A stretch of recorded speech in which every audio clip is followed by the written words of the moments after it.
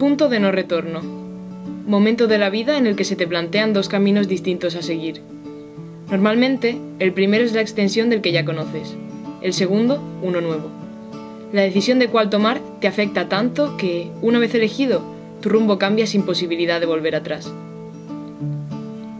A una encrucijada como esta se puede llegar de muchas formas, por medio de palabras, lugares, personas, viajes, cosas que suponen un antes y un después. Definen el camino que toma tu vida muchas veces sin que te des cuenta, y terminan tiñendo cada pequeño detalle de ella. Quizás eso de que leer es una actividad solitaria fuera cierto hace muchos años.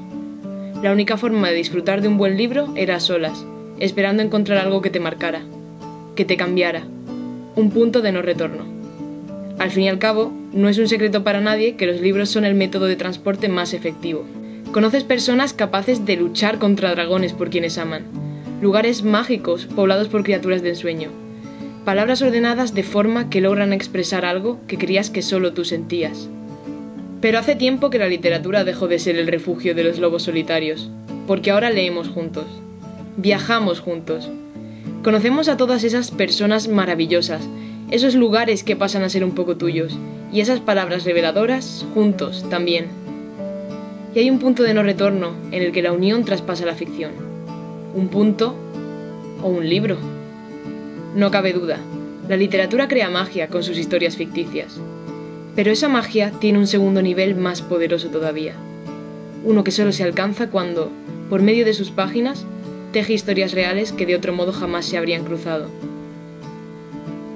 Cuando recomiendas un libro, cuando participas en una lectura conjunta, cuando charlas en la cola de una firma con una persona tan devastada por el final como tú, cuando escuchas los audios de tu amigo en la distancia porque acaban de besarse al fin esos dos personajes que llevaban intercambiando miradas desde el primer capítulo, cuando la espera llega a su fin y desvirtualizas a los que empezaron como desconocidos y han terminado por convertirse en una familia. Hay pocas cosas más fuertes que los vínculos que se crean contando historias. Y, de un modo u otro, ¿no es eso lo que hacemos todos al leer? ¡Feliz día del libro y de todo lo bueno que nos trae! Hemos decidido celebrarlo regalando unos cuantos. Por pura estadística, al menos uno ha de gustarle a quien lo encuentre.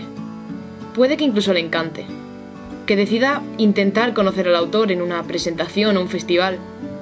Que por el camino se encuentre con otras personas a las que también les haya parecido increíble. Todos tenemos un libro de no retorno. Puede que este se convierta en el suyo y que el resto sea historia. ¿Cuál es la tuya?